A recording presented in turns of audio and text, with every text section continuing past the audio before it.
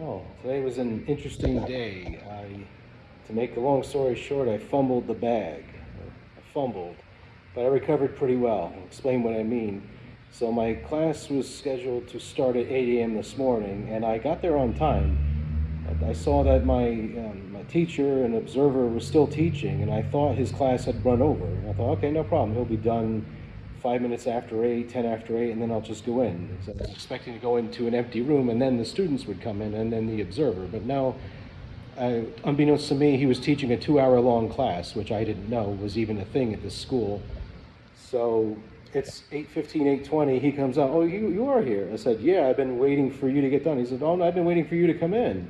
I said, oh, geez. He said, yeah, you lost 20 minutes. And so I had to scramble and get everything started. So I apologize to the students. I didn't know what the protocol was, and didn't know it was okay to just poke my head in or anything like that. I thought that would have been rude and unprofessional. But there's just some cultural differences you have to get used to in a different country. So it's a 50-minute class. I missed the first 20 minutes, so that's the 40 minutes that I lost. But I did get, I'd say, probably 85 to 90% of the material covered. I did a pretty decent job. There were 7 students, and I did something unique. I had them each come up to the board and write their first name, and as they did that, I would shake their hand and say, nice to meet you, and repeat their name. It's a great way to connect with your students and build rapport. Everybody loves the sound of their first name, right? So the feedback I got from my teacher afterwards, he said, yeah, your discourse was good, meaning your manner of speech, it's comprehensible, but in the beginning, in the icebreaker, I talked about my experiences here in Guadalajara. I was a bit overexcited because I was running behind schedule.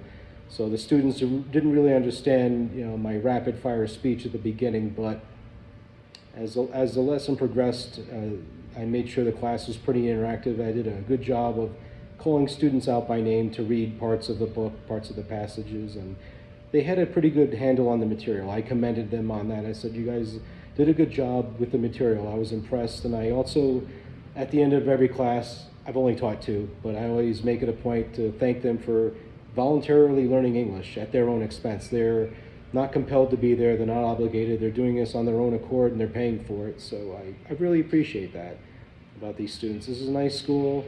Yeah, I made a mistake, but now I know what not to do. He says, no, you knock on the door 5 minutes before the class start time, because they were expecting me. He didn't think I was going to show up, even though I was right outside the hall, outside the classroom, patiently waiting for him.